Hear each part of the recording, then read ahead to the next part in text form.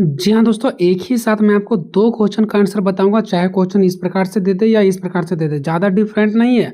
और मैंने क्वेश्चन का आंसर इस प्रकार से सेट किया है कि अगर ये क्वेश्चन दे दे या ये दे दे, आंसर आपको यही लिखना है दोस्तों। और इसको मैं बिल्कुल आपको ट्रिक के माध्यम से समझाऊँगा। ये क्वेश्चन क्या देखिए, एक ध्रुवीय विश्व व्यवस्था के रूप में उससे आप क्या समझते हैं? अमेरिका की भूमिका का आलोचनात्मक विश्लेषण करना है। शीत युद्ध की समाप्ति के बाद संयुक्त राष्ट्र अमेरिका किस प्रकार एक ध्रुवीय शक्ति के रूप में उभरा, इसके प्रमुख कारणों का विवेचना करना है। मतलब देखिए दोस्तों, जब दूसरा विश्व युद्ध खत्म होता है तो दुनिया का 2 ही महाशक्ति होते हैं, एक सोवियत संघ और एक होते हैं अमेरिका। यही दोनों के बीच में टक्कर चलता है, जिसको हम लोग शीत युद्ध कहते हैं, आपको पता है, ठीक है। लेकिन 1991 में सोवियत संघ खत्म हो जाता है, तो अब दुनिया का मात्र एक इकलौता महाशक्ति कौन बचा? सिर्फ अमेरिका बचा। इसी को बोला गया एक ध्रुवीय महाशक्ति। एक ध्रुवीय मतलब पहले था 2 ध्रुव, ध्रुव मतलब होता है महाशक्ति।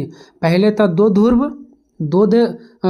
सबसे ज़्यादा पावरफुल महाशक्ति थे, लेकिन अब दुनिया का एक इकलौता महाशक्ति सिर्फ कौन हो गया? अमेरिका। तो जहाँ भी क्वेश्चन आएगा ना, एक ध्रुवीय महाशक्ति या तो फिर एक ध्रुवीय, समझ आना वो अमेरिका के बारे में बोला जा रहा है, ठीक है। तो हमको यहाँ पर अमेरिका के ताकतों के बारे में बताना है कि कैसे अपनी ताकत पर ये सोवियत संघ को हरा करके दुनिया का एकमात्र महाशक्तिशाली महाशक्ति बन जाता है, ठीक है। इसके बारे में हमको बताना है। तो चलिए दोस्तों, सबसे पहले आते हैं भूमिका पर, ठीक है। तो देखो, द्वितीय विश्व युद्ध के बाद जब दूसरा विश्व युद्ध होता है, उसके बाद जो विश्व है ना, वो 2 महाशक्तियों यानी सोवियत संघ और अमेरिका के बीच विचारों की लड़ाई चलती रहती है। यानी कि जब दूसरा विश्व युद्ध खत्म होता है तो 2 ही महाशक्ति बचते हैं, सोवियत संघ और अमेरिका, और ये दोनों के बीच विचारों की लड़ाई चलता है। यहाँ पर किसी भी तरीका का बंदूकों का या हथियारों का लड़ाई नहीं था, विचार की लड़ाई था। ये कह रहे थे कि हमारे यहाँ सोवियतवादी पूरा दुनिया में लागू होना चाहिए, और अमेरिका कह रहे थे नहीं, पूंजीवादी होना चाहिए। ये इसका बुराई कर रहा, वो इसका बुराई कर रहा था। मतलब सिर्फ बातों की लड़ाई था, विचारों की लड़ाई था ये दोनों के बीच, ठीक है। लेकिन फाइनल जाते जाते 1991 में जो सोवियत संघ है वो पूरी तरीक़ा से कमज़ोर होकर के क्या हो जाता है? टूट जाता है। तो जब 1991 में सोवियत संघ टूट जाता है, कमज़ोर हो जाता है, ठीक है, जब ये क्या हो गया 1991 में टूट गया 1991 में, तो मात्र अब एक विश्व का महाशक्ति बन गया कौन? अमेरिका, ठीक है। तो और शीत युद्ध भी खत्म हो गया। जैसे ही सोवियत संघ टूट गया वैसे ही शीत युद्ध भी क्या हो गया? समाप्त हो गया। क्यों? क्योंकि शीत युद्ध जो था वो अमेरिका के और सोवियत संघ के बीच चल रहा था। लेकिन जब सोवियत संघ ही नहीं रहा तो अब शीत युद्ध किसके साथ चलेगा? तो शीत युद्ध भी क्या हो गया? समाप्त हो गया। अब विश्व में एकमात्र महाशक्ति बचा कौन? सिर्फ अमेरिका बचता है, और इसी को एक ध्रुवीय विश्व कहा जाता है। कहीं भी अगर एक ध्रुवीय आ जाए क्वेश्चन तो समझ जाना वो अमेरिका के बारे में बताया जा रहा है, जो दुनिया में एकमात्र ताकतवर सबसे ज़्यादा महाशक्ति था अमेरिका, उसी के बारे में एक ध्रुवीय कहा गया है। 1991 में जब सोवियत संघ का विघटन होता तो 1991 से ही दुनिया का एक इकलौता महादेश बन जाता है कौन? हमारा अमेरिका। तो 1991 से लेकर के 2000 दशक तक अमेरिका से कोई टच भी नहीं करता है। अमेरिका से पूरा डरते हैं, क्योंकि उस समय सबसे ज़्यादा ताकतवर विश्व का अमेरिका ही थे, ठीक है। तो 1991 से 2000 तक के दौर में पूरी तरह से अमेरिका का वर्चस्व का दौर था, यानी कि पूरा दुनिया में अमेरिका का वर्चस्व था। अमेरिका जैसे कहते थे वैसे ही दुनिया चलता था। इस व्यवस्था में दुनिया का कोई भी दूसरा देश अकेले अमेरिका को चुनौती देने की स्थिति में नहीं था। यानी इस व्यवस्था में, यानी कि दुनिया में सबसे ज़्यादा जिस समय अमेरिका ताकतवर हुए थे, उस समय कोई दूसरा देश अकेला अमेरिका को चुनौती देने की स्थिति में कोई भी देश नहीं था। ऐसा कोई भी देश मजबूत नहीं था, ताकतवर नहीं था, जो अमेरिका को चुनौती दे सके, अमेरिका के साथ लड़ सके। अमेरिका को शांति का दौर भी कहा गया, जहाँ वैश्विक नियम अमेरिका की इच्छा अनुसार तय हुए। देखो, पहले सोवियत संघ और अमेरिका के बीच लग रहा था कि अब युद्ध हो जाएगा, युद्ध हो जाएगा, युद्ध हो जाएगा। लेकिन जब अब सोवियत संघ खत्म हो गया तो मात्र कौन बचा? अमेरिका बचा। तो अब अमेरिका किसके साथ युद्ध करेगा? किसी के साथ नहीं करेगा। तो अब इसको शांति का दौर भी कहा गया, कि पहले ऐसा लग रहा था कि ऐसा ना हो कि अमेरिका और सोवियत संघ के बीच तीसरा युद्ध हो जाए, ठीक है। तो ये दुनिया में डर लगा हुआ था। तो अब ये युद्ध नहीं है बल्कि अब शांति है, क्योंकि अब कोई भी देश ज़्यादा छटपटाएगा भी नहीं अमेरिका के डर से। तो इसको एक शांति का दौर भी कहा गया। जैसे ये बहुत ज़्यादा ताकतवर जब हो जाते हैं ना, तो सब दुनिया में हर एक देश डर से इनके बातों पर चल रहे थे। तब युद्ध होगा नहीं, क्योंकि युद्ध अब दुनिया में शांति हो चुका है। और ये क्या किया पता है? वैश्विक नियम, यानी कि विश्व में जो नियम कानून था ना, वो अमेरिका के अनुसार ही तय हुआ था। यानी विश्व में कौन सा नियम चलना है नहीं चलना है, वो अमेरिका के अकॉर्डिंग ही चल रहा था। इतना पावर था उस समय अमेरिका को।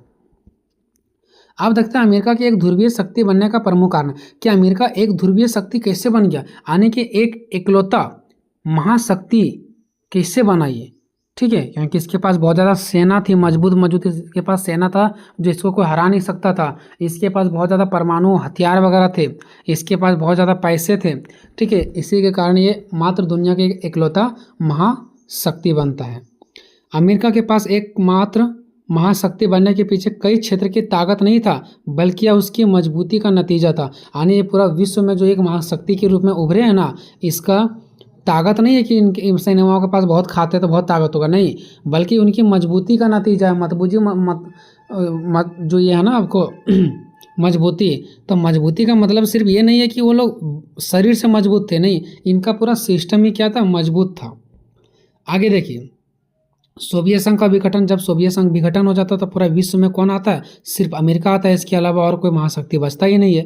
तो सोवियत संघ पूरी तरह से टूट गया। अब अमेरिका को टक्कर देने वाला कोई भी महाशक्ति नहीं रहा है, जिसके कारण विश्व का इकलौता महाशक्ति कौन कहलाया, अमेरिका। मजबूत सेना, इनके पास मजबूत सेनाएं भी है। अमेरिका अपनी सेना पर उतना खर्च करता है जितना दुनिया के अगले कई बड़े बड़े देश मिलकर के भी नहीं करते होंगे। यानी कि बहुत सारे देश मिलकर के जितना अपने सैनिकों के ऊपर खर्च नहीं करते होंगे, उतना जो अमेरिका है ना, उससे ज़्यादा अपने सेनाओं के ऊपर खर्च करते हैं, उसको सिखाने में, खिलाने में, उसको नया नया हथियार देने में, ताकि हम कोई भी युद्ध में हारे नहीं। डॉलर का दबदबा, चूँकि पता है दोस्तों कि हमारा जो इंडिया का पैसा वो रुपया है, उसी प्रकार से अमेरिका का जो पैसा है उसको बोलते हैं डॉलर। तो अमेरिका का पैसा का कीमत बढ़ चुका था, ठीक है। अमेरिका के पैसा का कीमत बढ़ चुका था। जैसे फॉर एग्जांपल समझिए दोस्तों, अगर अमेरिका हमारे यहाँ अभी के समय में $1 लेकर के आता तो उसका 83 रुपये बनेगा यहाँ पर, ठीक है। तो डॉलर की जो कीमत है ना दोस्तों, वो ज़्यादा है, ठीक है। तो उस समय डॉलर का भी दबदबा था। अंतर्राष्ट्रीय व्यापार, जितने भी सारा अंतर्राष्ट्रीय व्यापार होता था ना, एक देश से दूसरे देश में व्यापार होता था, विशेषकर कच्चे तेल का व्यापार। जो भी देश कच्चे तेल खरीदता था उसको डॉलर ही में होता था। यानी कि उस समय कोई भी अगर बिजनेस होता था ना, तो उसके बदले मान लो कि हम अगर इंडिया के हैं, ठीक है, और हमको रूस से अगर तेल खरीदना है, तो रूस हमको इंडिया वाला रुपया नहीं लेगा, वो अमेरिका वाला ही डॉलर लेगा। क्यों? क्योंकि उनको अमेरिका से डर था, ठीक है। तो कोई भी देश अगर कुछ भी खरीदने के लिए जाता था ना, तो अमेरिका के डॉलर से ही उनको कोई सामान देते थे। अब मजबूरन में जो भी कोई देश अगर खरीदने जाते थे तो पहले वो अमेरिका से मिलते थे, अमेरिका के सरकार से पहले वो डॉलर खरीदते थे, उसके बाद वो कोई दूसरा सामान खरीदने जाते थे। तो इस तरह से हम कह सकते हैं कि इसका डॉलर का कीमत बढ़ गया और इनका डॉलर का दबदबा रहा, ठीक है। अब हम लोग देखते हैं दोस्तों नाटो का विस्तार। नाटो का विस्तार, देखो ये जो नाटो है ना, नाटो एक सैनिकों का संगठन है। अमेरिका ने एक संगठन बनाया था, उसका नाम दिया था नाटो, इसमें सैनिक लोग थे, ठीक है। अब ये इसलिए बनाया गया था क्योंकि पहले इसका अमेरिका का युद्ध किससे चल रहा था, सोवियत संघ थे। तो सोवियत संघ कहीं अमेरिका के ऊपर हमला ना कर दे, इससे बचने के लिए ही सेनाओं का एक संगठन बनाए थे अमेरिका, जिसका नाम था नाटो। लेकिन अब तो सोवियत संघ खत्म हो गया, तो अब तो अमेरिका को किसी से डर नहीं है। तो ये जो नाटो संगठन ये बना के रखे थे, उसको तो खत्म कर देना चाहिए अब। लेकिन ये खत्म करने की बजाय नाटो को और शक्ति और मजबूत किए, जबकि अमेरिका को किसी भी देश से डर नहीं था, फिर भी ये अपने सेनाओं को मजबूत ही करके रखे थे। शीत युद्ध के दौरान अमेरिका अपने सहयोगी देशों के साथ मिलकर के नाटो नाम का एक सैन्य संगठन बनाया था। सोवियत संघ के खत्म होने के बाद भी नाटो और भी कमजोर होने की बजाय और भी मजबूत हो गया। मतलब नाटो को खत्म नहीं किया गया, ठीक है, बल्कि और मजबूत किया गया था, जबकि अमेरिका को कोई भी और देश से डर था नहीं। बड़े बैंकों पर कंट्रोल, जो बड़े बड़े उस समय बैंक थे जो गरीब गरीब देशों को पैसा देने का काम करते थे, उस पर भी कंट्रोल कौन करते थे, अमेरिका। ने कि अमेरिका जैसे कहते थे वैसा ही वो बैंक वाले करते थे। दुनिया को कर्ज देने वाली जो संस्थाएं थी, यानी कि दुनिया के अलग अलग देशों को जो कर्ज देने का काम करते थे, जैसे वर्ल्ड बैंक, पूरे दुनिया का बैंक अमेरिका में ही थे और अमेरिका के इशारों पर ही चलता था। जिस देश को पैसे की ज़रूरत होती थी उसे अमेरिका के शर्त और नियम कानून मानने पड़ते थे, यानी कि अमेरिका जैसे कहते थे वैसा करना पड़ता था, उसके बाद ही उसको पैसा यानी कि कर्ज मिलता था। अब देखते हो दोस्तों अमेरिका का भूमिका, यानी अमेरिका ने क्या योगदान दिया, उसका क्या भूमिका रहा। तो अमेरिका का भूमिका अच्छा भी रहा और बुरा भी रहा, ठीक है। जब सोवियत संघ खत्म हो गया तो विश्व में एक मात्र महाशक्ति बचा, कौन, अमेरिका। तो जब वो मात्र एक इकलौता महाशक्ति बचा ना, तो कुछ कुछ उन्होंने क्या किया, अपना हीरोगिरी भी दिखाया और कुछ कुछ दुनिया का सपोर्ट भी किया। तो उनका जो भूमिका है ना, वो अच्छा भी और बुरा भी है। तो एक ध्रुवीय विश्व में अमेरिका की भूमिका केवल एक रक्षा की नहीं, यानी अमेरिका ने दुनिया को सिर्फ रक्षा ही नहीं किया, रक्षा किया ये बहुत अच्छी बात है, लेकिन उन्होंने कई जगहों पर अपनी मनमानी भी किया है। इसके दोनों पहलू हैं, सकारात्मक और नकारात्मक दोनों, यानी कि इन्होंने कुछ अच्छा भी किए हैं और कुछ गलत भी किए हैं। पहले देखेंगे सकारात्मक भूमिका, यानी क्या इनके अच्छाई चीज़ें, ठीक है। युद्ध की संभावना कम हो गया। जैसे कि देखो पहले लग रहा था कि युद्ध हो जाएगा अमेरिका और सोवियत संघ के बीच, लेकिन सोवियत संघ जब खत्म हो गया तो अब युद्ध, तो दुनिया में जो और भी देश युद्ध के कारण डर रहे थे कि कहीं युद्ध ना हो जाए, ठीक है, तो अब वो युद्ध के जो डर था वो खत्म हो गया। तो सोवियत संघ के पतन के बाद दुनिया में किसी बड़े वैश्विक युद्ध, यानी कि विश्व लेवल पर युद्ध, जैसे कि तीसरा विश्व युद्ध, क्योंकि दूसरा विश्व युद्ध हो चुका था, अब तीसरा विश्व युद्ध लग रहा था कि अमेरिका और सोवियत संघ के बीच हो जाता, लेकिन सोवियत संघ खत्म हो गया, तो अब युद्ध की भी आशंका जो है ना वो कम हो गया। लोकतंत्र का प्रचार, अमेरिका जब विश्व का एक महाशक्ति के रूप में उभरा ना, तब पूरा दुनिया में लोकतंत्र का प्रचार करने लगे। अमेरिका ने दुनिया भर में मानवाधिकार, यानी कि मानव लोगों को अधिकार मिलना चाहिए, ऐसा कहने लगे। व्यक्तिगत स्वतंत्रता, लोगों के पास ये स्वतंत्रता है कि वो जो मर्जी वो कर सकता है, ठीक है, उनकी स्वतंत्रता है, घूमने फिरने का उसको कोई रोक नहीं सकता, उसकी आज़ादी को कोई छीन नहीं सकता। ये सब बहुत अच्छी बात उन्होंने कहा। लोकतंत्र के मूल्य को बढ़ावा देने का भी दावा किया कि जो लोकतांत्रिक का मूल्य है, जो लोकतंत्र का तथ्य है, उसको और भी हम बढ़ावा करेंगे, यानी लोगों को और भी ज़्यादा लोकतंत्र की दुनिया में जीने का अधिकार देंगे। तो ये बहुत अच्छी बात है कि लोकतंत्र का इन्होंने प्रचार किया। वैश्विक वस्तुओं की सुरक्षा, और जो विश्व की जो वस्तु है ना उसको सुरक्षा भी करने का काम किया, जैसा समुद्र में व्यापार, ठीक है, यहाँ जादू लिखा गया दोस्तों, क्षमा चाहेंगे, जहाज होगा, ठीक है। समुद्र में जो व्यापारी जहाज थे उसको सुरक्षा करने का काम किए, ठीक है, चाहे किसी भी देश की क्या हो व्यापारी जहाज हो, उनको सुरक्षा देने का काम किए, ठीक है। इंटरनेट जैसी कई तकनीकों को भी सामने लाए अमेरिका, तो इसमें इनका काबिलियत है, ठीक है। लेकिन नकारात्मक भूमिका भी इसका है। नकारात्मक को ही बोलते हैं आलोचना, ठीक है। तो इनके कुछ कुछ नकारात्मक यानी गलत भूमिका भी है। एक तरफा फैसला, अमेरिका ने कुछ कुछ जगह पर एक तरफा फैसला लिया। जैसे अमेरिका ने कई बार जो संयुक्त राष्ट्र संघ है और अंतर्राष्ट्रीय कानून, देखो संयुक्त राष्ट्र संघ जो है सो और अंतर्राष्ट्रीय कानून है सो, दो एक ऐसे संगठन है जो विश्व लेवल पर शांति करने का काम करते हैं कि अगर कोई दो देश आपस में अगर लड़ रहे हैं ना तो उसके युद्ध को शांत करना इसका काम है। तो यही जो सोवियत संघ और जो अंतर्राष्ट्रीय कानून, दो एक बड़े संगठन था ना, उसके आंखों में अमेरिका क्या कर दिया, धूल झोंकने का काम कर दिया। मतलब अमेरिका ने जो संयुक्त राष्ट्र संघ था और अंतर्राष्ट्रीय कानून था, जो बड़े बड़े संगठन था, इसके बात नहीं माने, इसके आंखों में धूल झोंक करके खुद ही फैसला ले लिया। इसका सबसे बड़ा उदाहरण है 2003 में इराक पर अमेरिका ने हमला कर दिया, जिसकी अनुमति ने संयुक्त राष्ट्र संघ नहीं दिए थे, अनुमति भी नहीं मिला था, बिना अनुमति के ये क्या कर दिए थे, अमेरिका ने इराक पर हमला कर दिए थे। सैन्य का दबदबा और तबाही, जो अमेरिका के सेना थे ना उसका दबदबा बहुत ज़्यादा था और इनके सेना जहाँ भी जाते थे तो तबाही करके आते थे। जैसे अब अफगानिस्तान, इराक जैसे देश में लड़ाई हुआ था, वहाँ पर अमेरिका इसलिए गए थे ताकि वहाँ पर हम वो लोकतांत्रिक स्थापित करेंगे, यानी वहाँ के देशों में लोकतांत्रिक स्थापित करेंगे, लोगों की भलाई करेंगे और वहाँ पर जो आतंकवाद है ना उसको ख़त्म करेंगे।